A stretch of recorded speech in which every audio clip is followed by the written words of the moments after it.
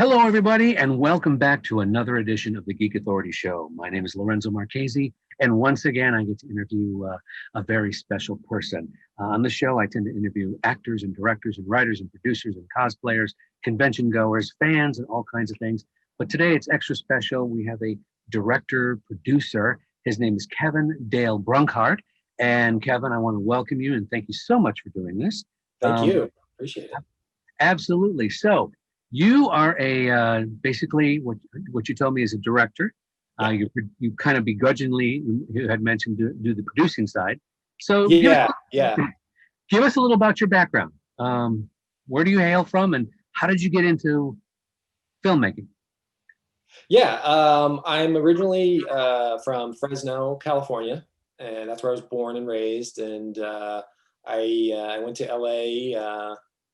I went to the New York Film Academy, the LA branch. That's where I studied filmmaking and met my now producing partner there. And then, kicked around LA for the better part of 10 years, working different production companies, and the main one being Arnold Shapiro Productions, where I was a PA, post PA. And I worked there for the better part of 5 years. And during that time, got to really start making my own films that allowed me the time, on weekends and things like that, to start making short films after school, after finishing school, and then getting into my first feature film, which is called And I Feel Fine, which is in post-production. So you mentioned going to the New York Film School. Did you come from Fresno to go to that school? I did. Yeah. Okay. Yeah. And I believe that's at Universal Studios. So you got kind of a full production house, and kind of, that was your playground, so to speak. It was awesome. When I went on the tour, they take you kind of through the offices they have there, but then they take you out to the back lot, and you can see some of they did that at least 10 or whatever it was 15 years ago when I went.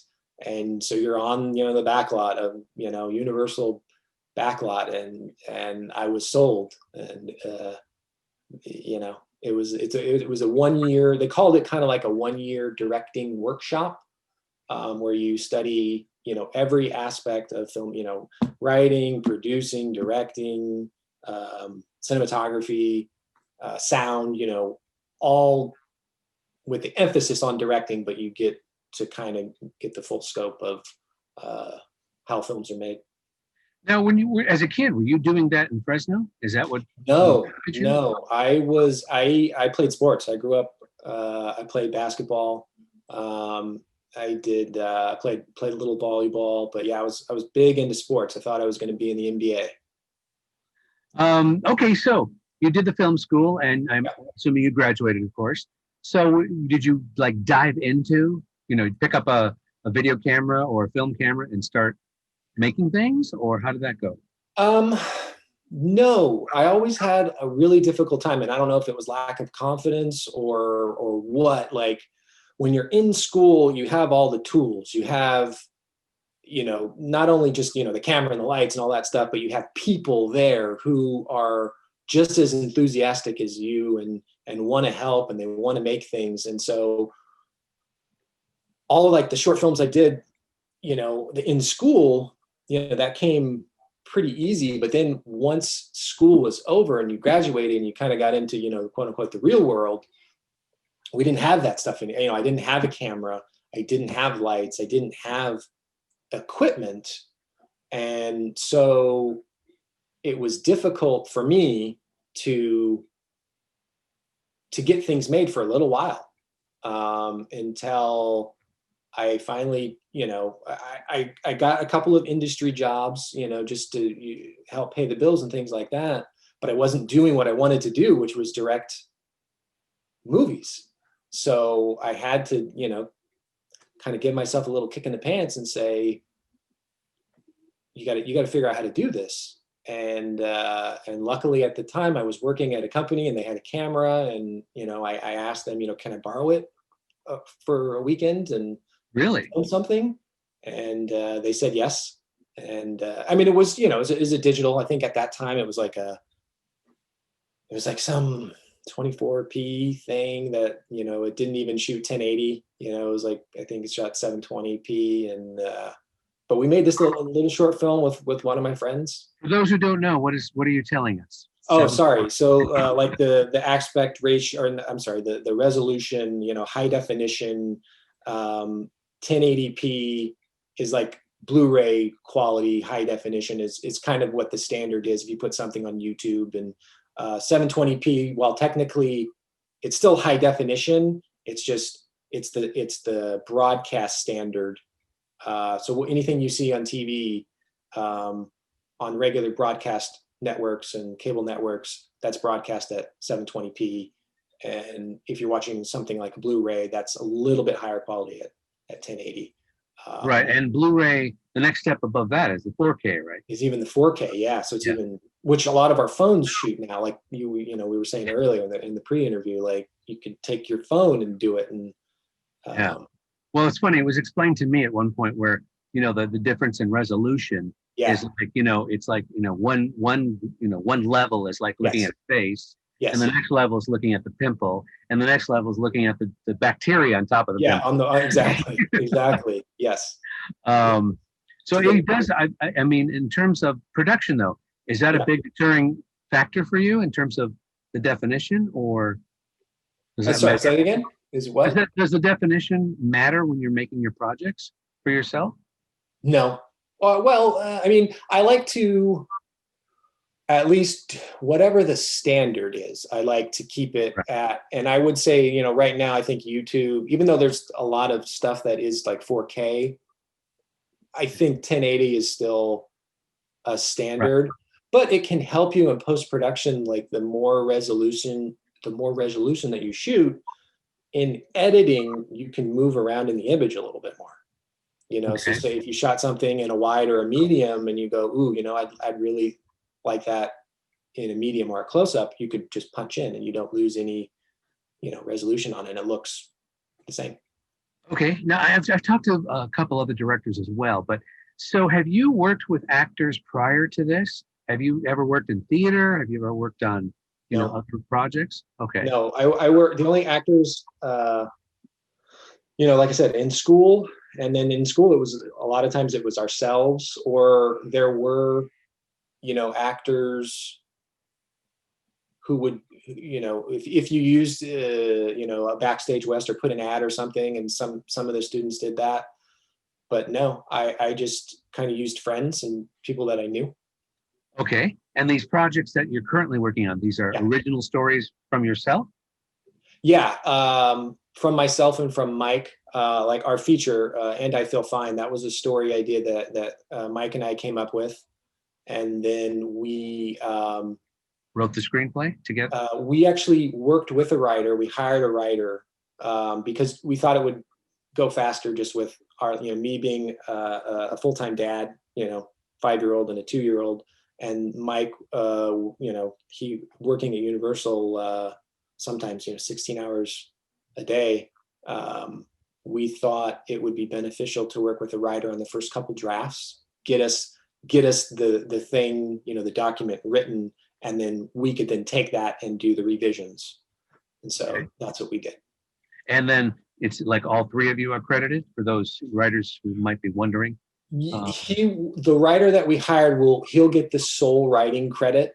We'll probably maybe do like a story by credit, but he was the one who, like, he took our idea, but he was the one who had to face, you know, the blank page in front of him and fill it up. So for those who don't know, it's like the writer created the blueprint for the project. Yeah. And then you put on your producer hat and figure out how to gather people together. Yeah, get the cast, get the crew, get the locations. Then there's the director's hat where you're actually in production. Yep. And there's one more hat, I think. Aren't you editing as well? I am. Yeah, that kind of fell to me as well. We had a couple other editors working on it, almost similar to the writing scenario, where we brought people in to set up the project for us and do kind of the assembly, kind of get everything going, and then that way I could jump in and, you know, kind of revise and do it that way. Wow. Yeah. Okay. So from the aspect of seeing, because you're in post-production now, and for those Yes. who don't know, that means the project is in the can or finished production filming, and they're putting together what is basically the edit, as well as, I'm assuming, music and effects and you know, all of that. So it becomes Yeah, that'll come. Yeah, right now we're just in the editing the picture. We just actually a couple weekends ago, because we still have a little bit of like second unit stuff, like inserts, and we had so we have a kind of a news segment that's going to run through the film, kind of news reporter. So we literally, like, was it last weekend or the weekend before, shot those sequences against a green screen. Actually, we shot it in LA. I couldn't be there. And I directed it over Zoom. Just really. Yeah. When was this? How long ago? About 2 weekends ago, maybe. Okay, and Yeah. I'm sure probably 90% of that is because of the pandemic. Yeah. Really? Yeah. That's another question. How did you shoot the thing? When was it shot? So we shot it in 2018. Oh, okay. Like late March to about over the course of about 5 weekends, from Okay. late March to about the middle of May. Okay. I would go down to LA for a weekend, and we'd shoot for a Friday, Saturday, and a Sunday, and then I'd come home, right after the shoot on Sunday, because I had to be home. My wife goes to work, and I got to take care of the kids. So, yeah, that's kind of how we shot it. So the production wasn't affected by the pandemic at all? Not at all. No, it happened before. Yeah. Yeah, because the industry is kind of like evolving now, trying to figure the whole thing out. I have no idea how we would do it now. I don't know. Yeah, I don't know. Yeah. Thankfully, we got it in the can. It's funny you say that, because a lot of people are, like you just said, are doing the Zoom aspect. Yeah. Filmmakers are doing it. Theaters doing it. Yeah. It's Zoom's making a mint right now. It is. Yeah. Well, it was funny because when we started this, like interviewing actors and interviewing writers, we did it on Skype. Oh. We did it Skype. That was like the standard tool of this kind of communication. And then once the pandemic came in, and then it turned to Zoom. Yeah, I think Zoom made it affordable, and they jumped right on it. They did. In terms Skype, I don't know what they did, but I don't either. But I'm like, I remember Skype back in 1970. Right. Okay, Kevin, I gotta ask you. So you're doing all aspects of this production. Yes. So first question I have is, can you describe a little bit about what pre-production is, and then production, and then the editing part? What can you, for you, what is that? So pre-production for me, I had a DP on this. So pre-production, is talking with. We had a very small crew, but I did have a DP. So talking the director of photography. Sorry. Okay. Assuming people know what DP means. Let's play like nobody knows what we're talking about. Exactly. So talking with him kind of about the look and the feel that we wanted.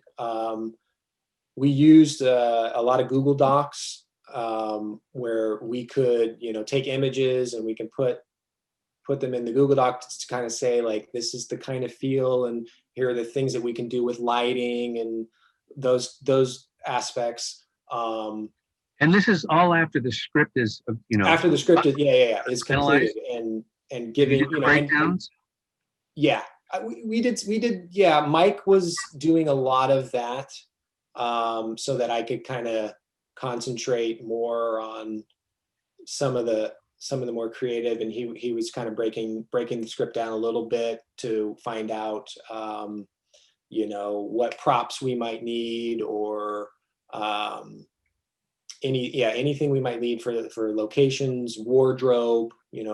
Luckily our picture kind of pretty much takes place within the span of a day, and so wardrobe was fairly constant, and there wasn't a lot of wardrobe changes to. But yeah, it's it's getting together on the pre-production process. It's getting together the cast and the crew, and we knew the way we knew we were going to have to make this movie over a period of time, and so we kind of wanted to work with people that we knew, but they had to be right for the roles. And so for the main character, How was the audition process? Did you go through a lot of actors? no, we didn't actually. We fortunately we found our main actor because we knew him. We had worked with him in the past, and he kind of fit the character. So, but he was actually, at the time, he was in Japan.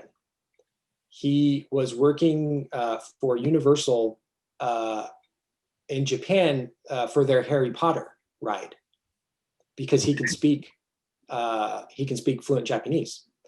And he had messaged me because we had done another short film, and he was just saying, "Hey, are you working on anything?" And I said, "Actually, I am."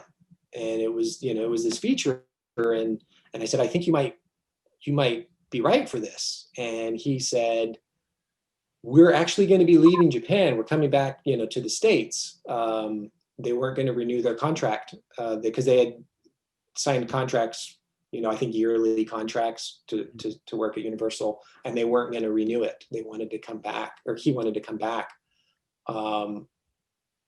And so that was just kind of crazy the way that happened. So when he got back to LA, I said, "Yeah, would you mind auditioning for us?" And he came over to Mike's apartment, and we auditioned him, and he was fantastic. And Mike and I talked, and we said, "Yeah, we think he's the guy."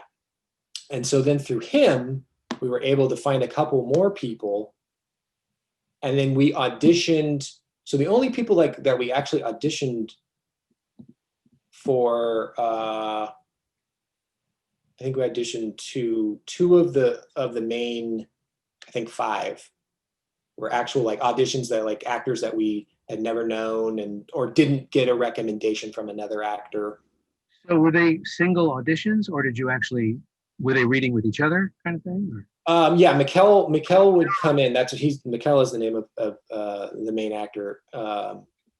And he would come in with us, and we rented this casting place that Mikkel knew about in somewhere in Hollywood.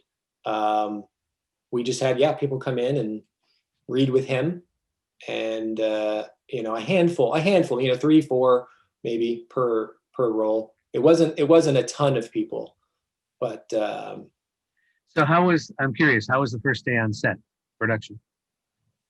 The first day was did not go according to plan. Okay.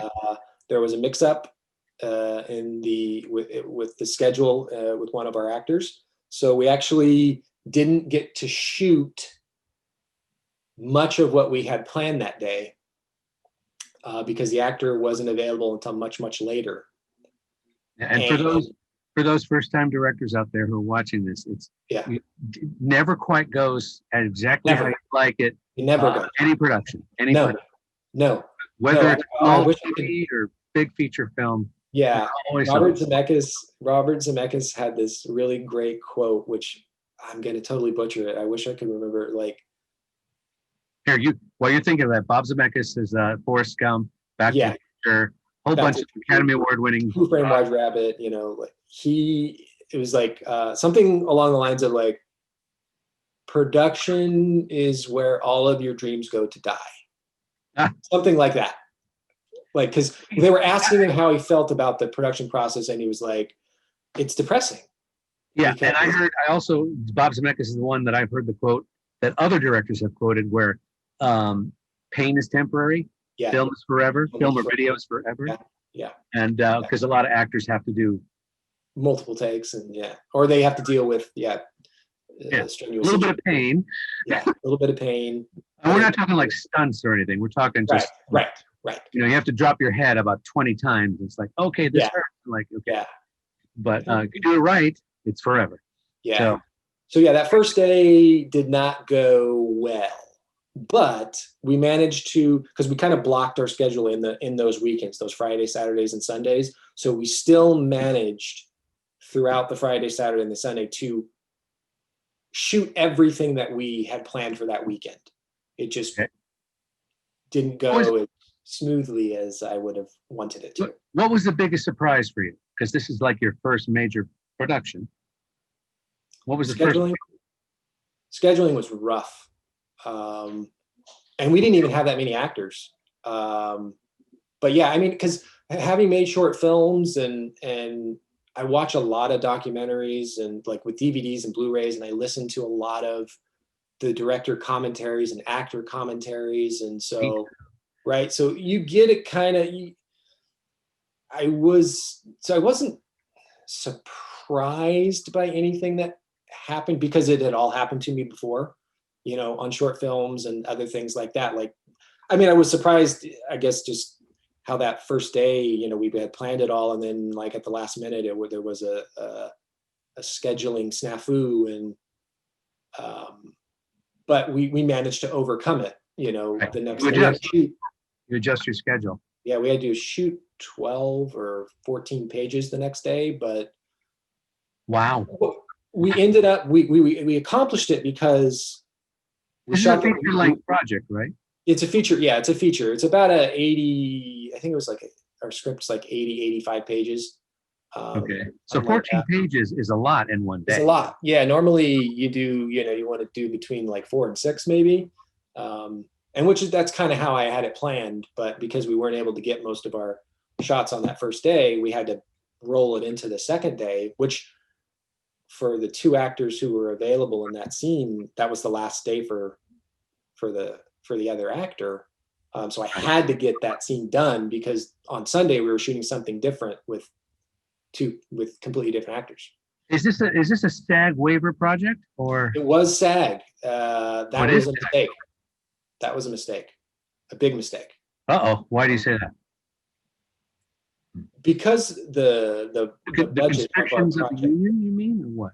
Yeah, we shouldn't have done union. It was too much of a hassle to deal with SAG on a project of our size. I would not recommend it. If you have, we were about a $30,000 budget range, and in my opinion, it's just not worth it. It's not worth the hassle to do. Okay. And by hassle, I mean, I want to understand because I've heard the pros and cons of the union stuff. Do you mean the constrictions of what you need to have for the actors? Just a lot of the things that SAG was asking for, a lot of the, you know, whether it be paperwork or, you know, just, it's like, why do you need this? Why do you, and one hand didn't know what the other hand was doing, you know, because you have to talk with different parts of SAG and you're waiting for things from one part and you know, and so, yeah, I didn't think the communication was great. I will say the person who was assigned to us, like anytime I did email them, they would get back to me, but it's just like the interdepartmental stuff that they had to do. Sounds like complicated politicking. Yes, it was. And it's not when you're doing such a small project, not that like, you know, $30,000 is a lot of money, you know, but for film, it's nothing. It's, you know, it's you know, basically payroll and food and things like that. Catering. Yeah. Which, yeah, I mean, it was, so yeah, that was, Mike and I talked about that a lot, that was just something, but we wanted to, you know, we had never done SAG and we wanted to. So future projects will be SAG waiver until. Like, it won't be SAG at all. Oh, okay. Unless it's a much bigger project or, but, you know, bigger budget, or where we have somebody an assistant or somebody who can take care of that, so that either Mike or myself don't have to do it. That's usually one of the line producer's jobs to deal with that. Yeah. So if we have a line producer, but then you're talking contracts and everything. You're talking and agents and managers. Okay. Yeah. We digress. let's take a look real quick. I've got some. You sent me some pictures, Yeah. so let's show the world, and you tell us what we're looking at. Okay. Okay, what? Oh, look at him! Look at him! Hey, look at that guy. He's making notes. He's saying, "Okay, I don't want to do this anymore." He is very bald. um, yeah, no, that's me. That's me trying to give some direction, some unneeded direction to an amazing actor on. Unneeded? Why do you say that? He was fantastic. He did not need any help from me. Jan, his name is Jan Lashley. He's the guy, well, in the black shirt. So he's on the right side of the frame with the beard. On the counter. Amazing. On the counter? Yeah. Yeah, the one, yeah, leaning on the counter. He's the one that speaks Japanese? I'm sorry? He's the one that speaks Japanese? No. That's another actor. That's another one. That's another. This is sort of the second lead in the picture. Okay. Yeah, I'm just going over a scene with him, and who's hiding behind the camera? So that's our DP, John Coram. Okay. Fantastic DP. Great eye. Love his style. He did so much with so little on this film. We because of our budget limitations, we chose sort of a naturalistic style. And he, just by adding like a little accent to a scene, a little, touch of something, give it a little something, maybe a little green. By something, you mean color, shadow? Color, yeah, shape of a light, or just little things like that. And then behind him was one of our ACs that his name's Patrick. We had two when Patrick wasn't available, we used another guy. His name was Evan. He might be in one of the pictures. Okay. AC is assistant camera. I'm sorry? AC is assistant camera. Assistant camera, sorry. Yes, assistant camera. And there's the camera right there. That's the red. Uh-oh. I see happy people.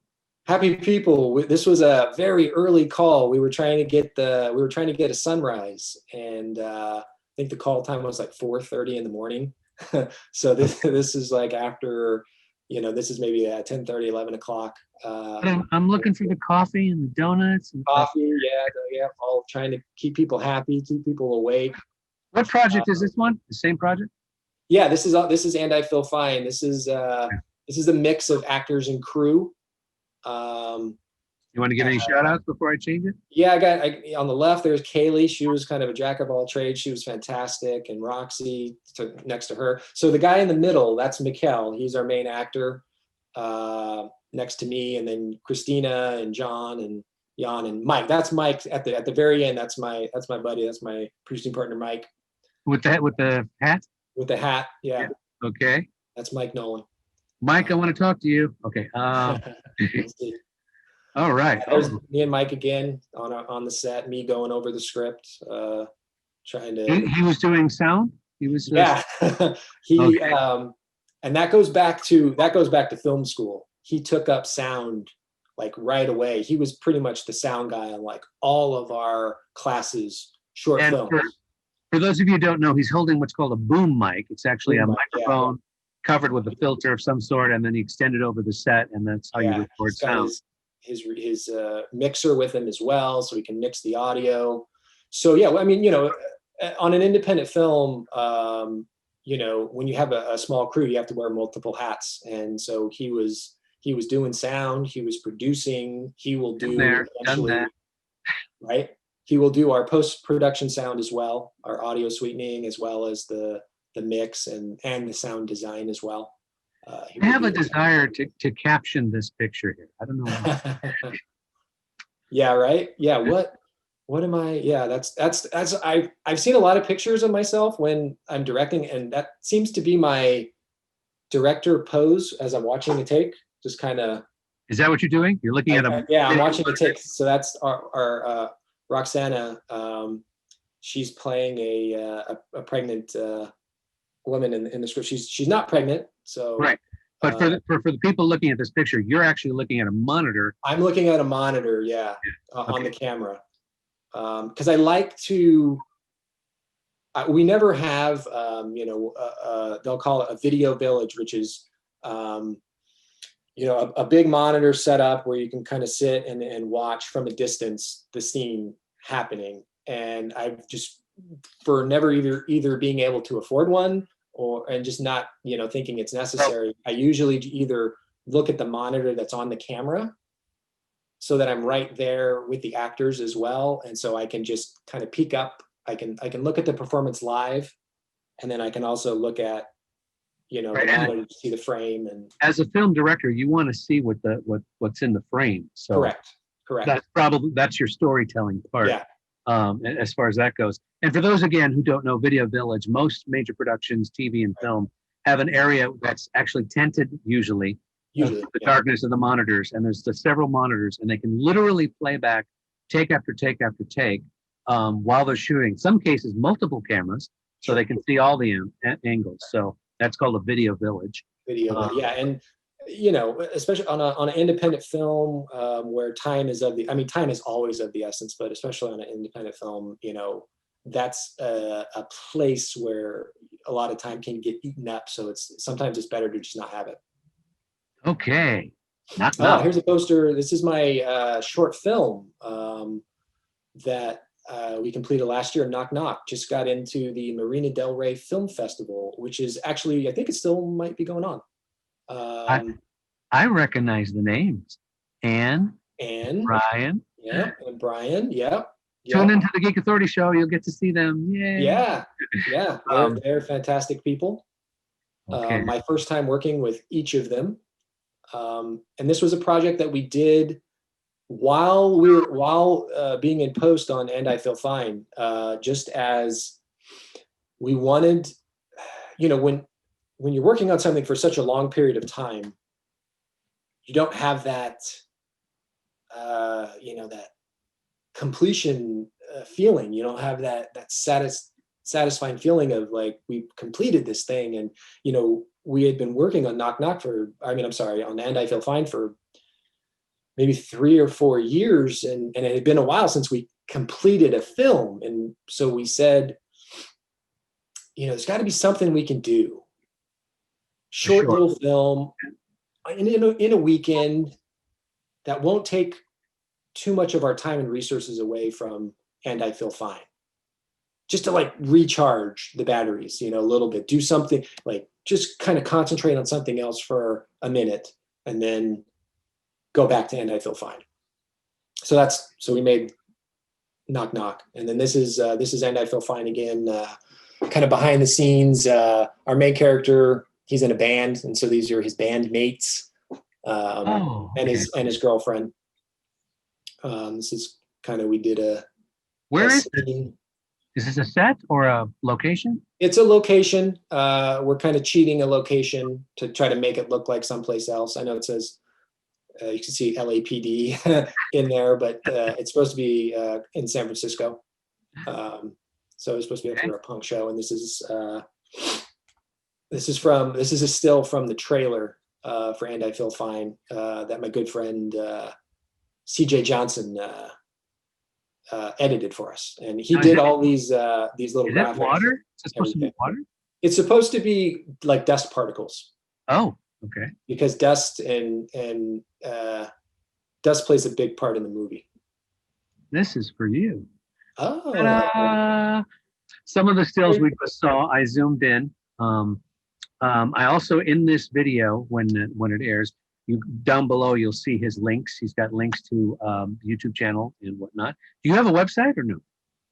No, we do. So we do. Down below, there'll be a link to our Facebook page for our feature, which has our trailer, and then it also has any updates for the project. And okay, looks like your YouTube channel, and this is Knock Knock. Yeah, this is Knock Knock. Yeah, this is the short film. Right, the whole film. This is the whole film. It's available on YouTube. You can watch it.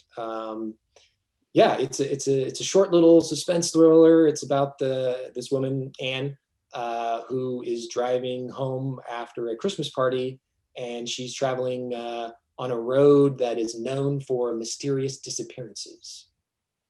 And why is she doing that? She was just after a Christmas party. She was just driving home, and okay. this is just happens to be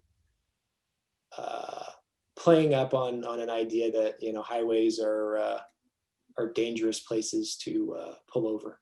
Okay, I'm feeling a little creepy. I'm going to pause it now. Yeah. But anyway, it's right there.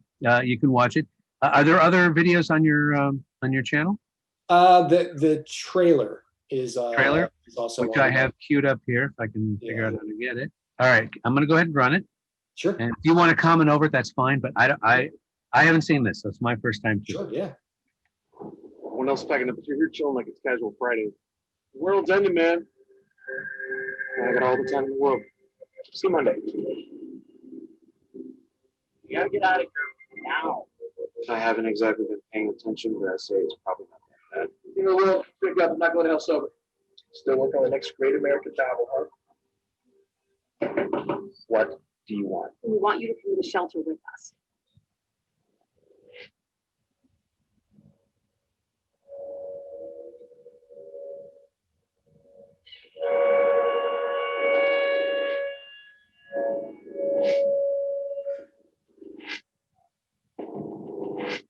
Everything's gonna be fine.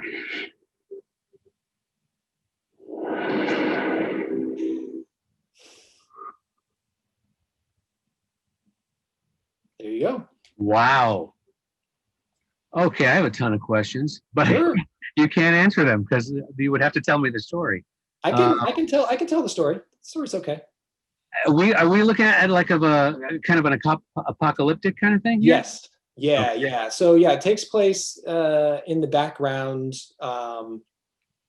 sort of the beginnings of a potential apocalyptic disaster, and a lot. We wanted to. One of the goals for the movie was we wanted to see if we can make it bigger than, you know, a $30,000 budget would suggest.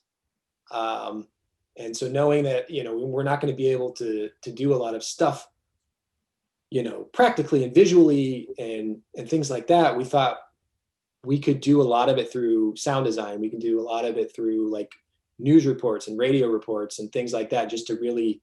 Hence the sirens, right? Yeah. The sirens and those sirens. things, just to really kind of fill out the world. Because at the core of it, the story is about the main character, Curtis, who has kind of given up on life, and he's just in a place where, because of he's gone through some personal loss, and he's just at a point in his life where he's given up on everything. And did I hear him right? Did I hear him right? He said, I'm not going to hell sober. Sober? Yeah. No, he's a writer, but he's really a musician, and, you know, he's artistic and creative, and wants to you know, kind of he wants to bury everything. He's guilt-ridden and just full of grief, and we're trying to take him from there we're trying to take him from a point of, at the beginning of the movie, of not caring and kind of being a Scrooge type of a character, to at the end of the movie caring again. So that's kind of his arc. I'm getting the impression it's kind of a suspenseful situation. There's some suspense in it. I would probably classify it a little bit more as a drama, but I saw Dust too. You mentioned Dust. Yeah. So that's kind of, you know, I mean, funnily enough, like, I'm not funny, but, you know, we've kind of experienced one with the pandemic, you know, happening, and everybody kind of being locked in and doing their own little version of panicking. And then the fires, you know, that have been raging in California, and with some ash and those kind of things, we've almost seen kind of a very similar thing happen that to what happens in our movie. Wow. It's kind of crazy. Yeah. And so obviously you cut the trailer fairly recently, or is that? No, we actually cut that before. We cut that at the end of 2019. Okay. So how do you do that, not having fully, you know, cut the film? How does the trailer aspect? You pick story points and pull them? Is that what yeah, we The editor had all the the original editor, my friend CJ, who he had all the footage. He had access to all the footage, and he was kind of putting it together. And we just wanted to do, because it was towards the end of the year, we just wanted to do something to, excite people. And so he knew the story, and he had all the footage. And then I just worked with him and Mike as well about kind of what points we wanted to hit in the trailer, just to give an because it's still a teaser trailer. It's not giving like everything, every aspect of the story away, but it's definitely giving, the apocalyptic aspect of the story, and setting up the character of Curtis as just not really caring about anything that's going on. So what percentage of the film, how much is done? Are you, in terms of the post-production, are you like halfway there? No, we're in terms of the editing, we're pretty close. I would say, 80 or 90% probably in terms of the editing. When and where will anyone be able to see this? How are you? That's changed a lot, the thinking, because of, the pandemic and everything. So the original idea was we were going to tour the movie. We were going to take it to cities. We were going to just around the country, kind of, they call it four-walling. You rent a theater for a weekend, and then, you work with locals, and you try to promote and advertise, and and pack the audience in at any given theater for a weekend. You're not going to do any streaming, YouTube, anything like that? Yeah, we were going to do that as well. Yeah, in concert with the touring, so that you could go and then do Q&As afterwards with the audiences. That was our original plan. The world is a much different place now. Yeah. And theaters are closed, and I mean, some are open, but are people going? Are people willing to go? We don't know. We think the film will be done. I'm hoping next summer, May or June. It'll be done, ready to screen. Obviously, it won't be distributed or anything yet, but hopefully the world will look maybe a little bit different in May or June of next year. But yeah, getting some kind of streaming distribution was always in the cards as well, an Amazon or a Hulu or, Netflix or something like that. Possibly film festivals, but also, film festivals are going through the same thing right now, where a lot of them have converted though to the video submission, and then their members, their boards, they watch them, basically on screen. Right. And I've even seen some panels. They've done panels with the creators and then the film. Yeah.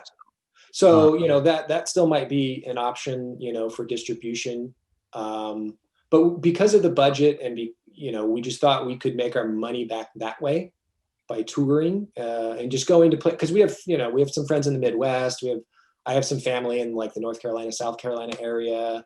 Mike's family's in, on the East Coast in Long Island, on Long Island. And so we were going to go to different parts of the country, because we felt like, 6 or 7 weekends, we could probably, recoup our budget just by doing that. I was going to say, is that, you mentioned $30,000. Is that part of the budget, doing what you're talking about? No. Or is that above and beyond? That's above and beyond. Wow. Okay. Yeah. Wow. Yeah, I mean, that's got to be really hard. I mean, now that I'm listening to you, realizing that there's probably a lot of filmmakers who have projects either in the can or in that process, that wondering what are we gonna, because the traditional, route is what you try to get into a festival, and you try to see if you can gain any momentum that way. You can see if you can get, somebody to offer you some kind of a distribution deal. Hopefully, you would get.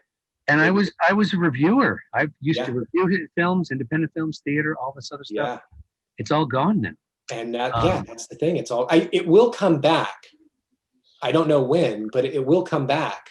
Vaccine. Yeah, it's not going to last forever. But I mean, it's easy to say that when people are.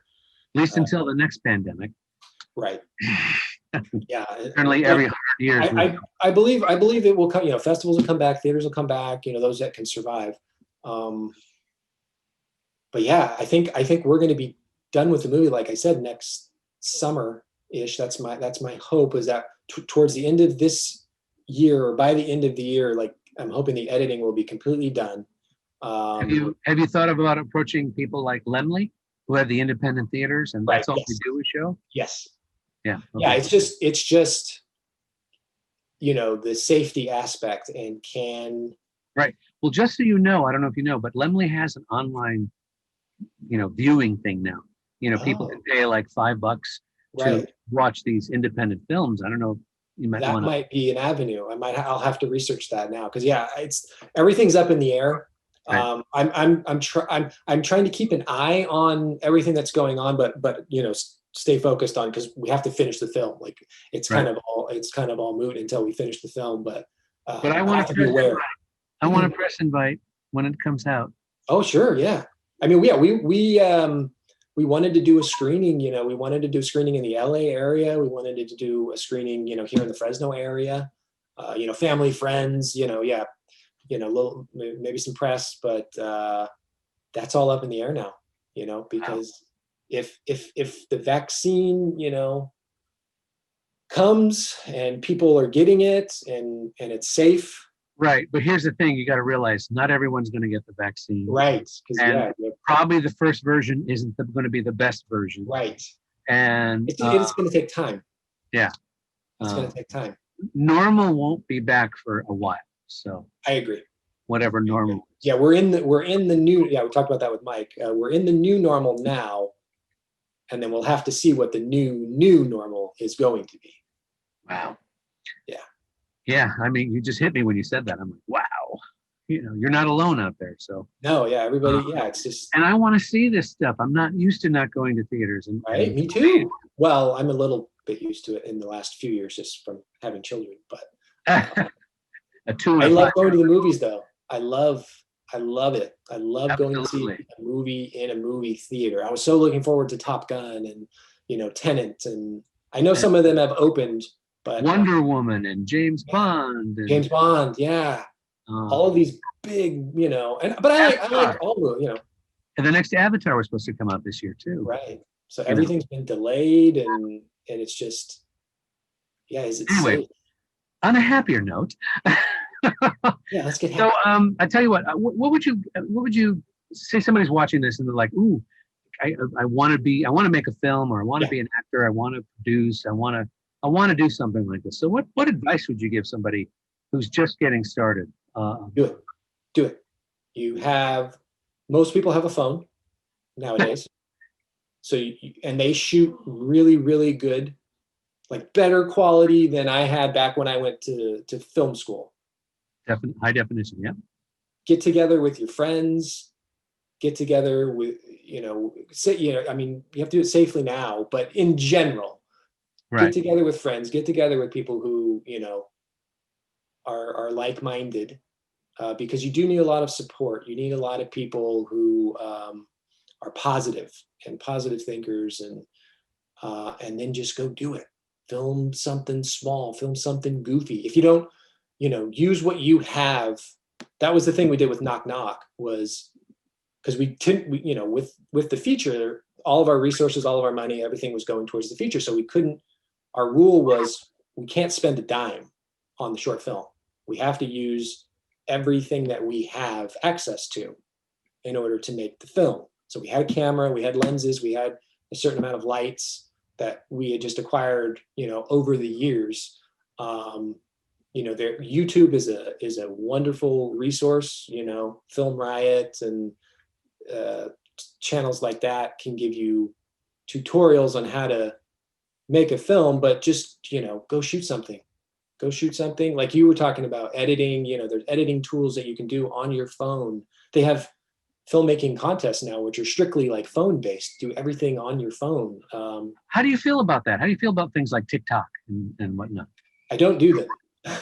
You don't do them? Okay. I don't. I'm not a big social media person. I mean, I'm on Facebook, I'm on Instagram because I have to be.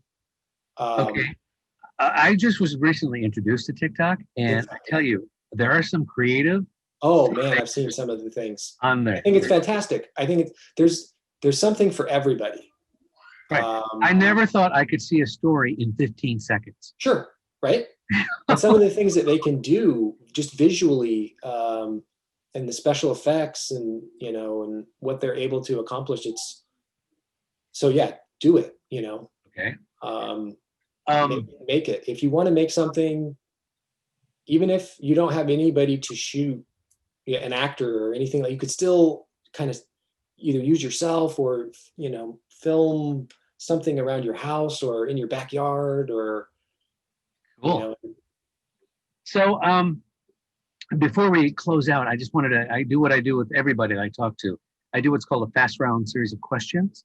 So I'm going to ask you some of your favorites, and I'm assuming you're a big film buff, right? Yeah. Okay. So what is your favorite film of all time? That's always a tough one. I really like Braveheart. Really? Yeah. Because of its cinematic. Yeah, it's just such a uplifting, emotionally satisfying. I mean, it's obviously a lot of carnage and everything, but it's just so inspiring. And yeah. How about your favorite director? Steven Spielberg. Why is that? Magic. He's growing up, his film, Raiders, Jaws, Close Encounters, Jurassic Park, just all of the movies that I grew up with, and then Saving Private Ryan, and just Schindler's List. Yeah. Schindler's List. Yeah. Do you have a favorite composer? John Williams. That's an easy one. I know. See, I like Jerry Goldsmith. I like Mine is Jerry Goldsmith. I love Jerry Goldsmith. I love Jerry. He's some of my favorite scores, from Logan's Run to Patton. He's fantastic. So, Academy Award winner. But everyone knows John Williams. Okay. Everybody knows John Williams. Yeah. How about that's why I smirked when I said it. How about favorite writer? I don't have a favorite writer. I mean, I think obviously Aaron Sorkin's amazing. Actually, can I add one to the one of the directors working now that I really love, Denny Villen. I messed up his last name. He did Arrival and excuse me, Prisoners and Blade Runner 2049, and he's doing the new Dune. I love him. Love him. Really? How do you feel about Ryan? Knives Out and Last Jedi? Oh yeah. I think he's a really talented director. I loved Knives Out. I loved Looper. I loved Brick. Last Jedi, that was obviously divisive and it made a lot of people angry. I had sort of checked out of Star Wars after The Force Awakens. I didn't think that The Force Awakens was a bad movie or anything like that. I thought they chose to tell. I didn't. I thought Last Jedi was the best of the three new ones. Okay. You are in the minority, sir. Only to the fans. Critically, That's true. I'm not saying I hated it. I'm not saying I hated it. I went to that movie specifically to see Luke Skywalker and what they were going to do, and I had no problem. With it. I just think some of the execution. I like what he was trying to do. I think some of the execution of the ideas he was trying to do didn't quite work, but I think he's a fantastic filmmaker. I loved Knives Out. I've loved his other films that I've seen, and I'm looking forward to the next thing he does because I like him a lot. Wow. Overall, do you have a favorite genre? Are you a horror fan, drama fan, comedy fan? Growing up, I watched a lot of action movies. I liked Die Hard. I liked Lethal Weapon, Schwarzenegger, Stallone. Those were a lot of the. I don't like horror. Really? It's too scary for me. I don't but like it looks horror. like by the trailer, it looks like you kind of made a scary one too. I like suspense thriller. I like suspense. I don't like gore. Mike and I have had a lot of conversations. There's a lot of, because I guess suspense is still under the horror genre, where at least that's how Mike described it, as Yeah. So like the slasher movies and the gore movies, that's still a part of horror, and that's a part of horror that I don't like. It makes me sick. Well, I always tell people, I always compare it to the horror aspect to there's the hack 'em slash 'ems Yeah. that are like, Friday the 13th Right, and yeah. all of that. And then there's the suspenseful drama ones like Halloween, where there's not a Yes. drop of blood spilled, Yeah. but you're terrified the whole movie. Yeah. I prefer Halloween. Yes. Those I love than the Friday the 13th or Nightmare on Elm Street. I have an appreciation for those movies and the filmmakers and how they make them and everything like that, especially because Mike is a huge fan of horror. And so I watched a lot of horror films with him. It's just not my bag. I'm just curious, how do you feel about the anthology series like American Horror Story? Have you seen those? I've seen it. Oh, wonderful writing. I know of it. Ryan, yeah. Wonderful.